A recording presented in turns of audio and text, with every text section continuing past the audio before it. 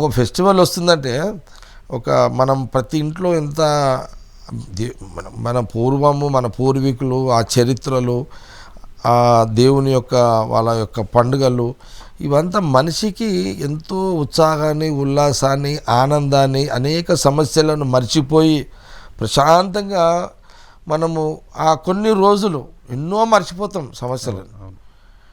తల్లి తండ్రి భార్య కూతురు కొడుకులు ఎంత ఫ్యామిలీ. ఇప్పుడు దసరా వస్తుందంటే ఇప్పుడు సంక్రాంతి వస్తుందంటే చూడండి ఎక్కడెక్కడో వెళ్ళిపోతారు అంత 1 వీక్ పెద్ద పండుగ. ఇప్పుడు ఏపీ అంతా అంటే మనకు ఉన్న 2 కల్చర్లు. ఇప్పుడు ఏపీ అటు ఆంధ్రప్రదేశ్ పోతేనేమో సంక్రాంతి అక్కడ ఒక 1 వీక్ ఎంజాయ్ చేస్తారు. 10 days అనుకుంటా. అసలు 12 నుంచి 17 వరకు అయితే అయిపోయిన తర్వాత కోడి పందాలు అనుకోండి, లేకపోతే ఇళ్ళల్లో ముగ్గులు ఆడవాళ్ళ ముగ్గులు అనుకోండి. ఇట్లా అంటే ఆ పండుగ 1 వారం రోజులు ప్రతి మనిషి అన్నీ మర్చిపోయి ప్రశాంతంగా ఎంజాయ్ చేసే పండుగ అది. అంటే ఎగ్జాంపుల్ చెప్తున్నా. మన దగ్గరకు వచ్చేసరికి తెలంగాణ కల్చర్ వేరు. మళ్ళీ ఇక్కడ ఏంది, ఇక్కడ లేదు సంక్రాంతి గాలిపటాలు ఎగరేయడము, లేకపోతే ఫుడ్ ఎంజాయ్మెంట్ చేయడము, ఇట్లా ఇదనమాట సంక్రాంతి అంటే సకినాలు గాలిపటాలు. ఇప్పుడు ఏంటంటే ఊర్లలో మంచి వాతావరణం ఉంటుంది. సో అది మీరు మొత్తం కాన్స్టెన్సీకి రాజకీయాలకు సంబంధం అంటే నేను రాజకీయాలకు సంబంధం లేకుండానే నాకు ఇది చాలా ఇష్టం. అంటే దీంట్లో కూడా నేను ఓవరాల్గా నేను ఒక 6 నెలలు సమస్యలు ఉన్న 6 నెలలు ఆనందంగానే ఉంటాను. నాకు ఇంకోటి వాళ్ళేమో 6 రోజులు ఎంజాయ్ చేస్తారు. నేను దసరా వస్తుందంటే 1 month. ఎందుకు నేను ఈ 1 month దసరా ముందు డబ్బులు సమకూర్చాలి.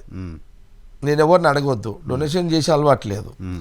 దసరా పండుగ వస్తుంది అని అంటే నేను మా కిషన్ సేటు నేను ఇద్దరం కూర్చుంటాం. ఎట్లా సేటు పైసలు లేవు, ఏం చేద్దాం, ఈ అప్పు కావాలి, ఎవరిని అడగాలి, ఏంటి సేటు అని ఇట్లా ఎప్పుడు జీవితం అంతా టెన్షన్ లైఫే కదా.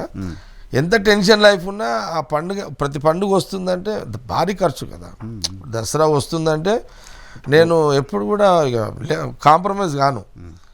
నాణ్యత లోపాలు ఉండొద్దు ఇక్కడ కూడా. ముఖ్యమంత్రిని తీసుకొచ్చి దసరాలు చేసి ఇక వస్తుందంటే ఒక 2 కోట్లు ఖర్చు. దసరా వస్తుందంటే 2 crores ఖర్చు. సేటు ఏం చేద్దాం, మాకు పర్మనెంట్గా కుమార్ సేట్ అన్న సుజాత సౌండ్ ఇక ఆయన కొన్ని ఏళ్ళ నుంచి పరిచయం, డబ్బులు ఉన్నా లేకున్నా ఇప్పుడు 1 కోటి రూపాయలు ఖర్చు వస్తుంది అనుకో, సేటు 20 లక్షలు 30 లక్షలు 70 లక్షలు ఉద్దరబెట్టు చెయ్యి.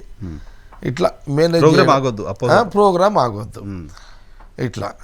సో మీరు ఎలక్షన్ టైంలో ఖర్చు పెట్టరు కానీ ఈ 4.5 ఏళ్ళు మాత్రం ఖర్చు. నేను ఎలక్షన్లకు రాజకీయానికి సంబంధం లేదు ఇది, అందుకే అంటున్నా. రాజకీయాలకు ఖర్చు పెట్టాలి, ఓట్ల కోసం డబ్బులు ఇచ్చడం అంటే ఏముంది. ఇప్పుడు పండుగల మీద నేను ఓవరాల్గా అటు శ్రీరామనవ కళ్యాణం వచ్చిన 2 కోట్లు, 1.5 కోటి వినాయక చవితికి అందరికీ చేస్తాను. నేనే మండపాలు పెడతాను.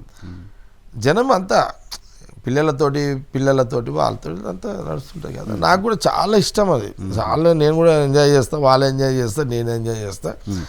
మనం ఇష్టంతో చేసేదానికి మనం ఎక్స్పెక్టేషన్ చేయొద్దు.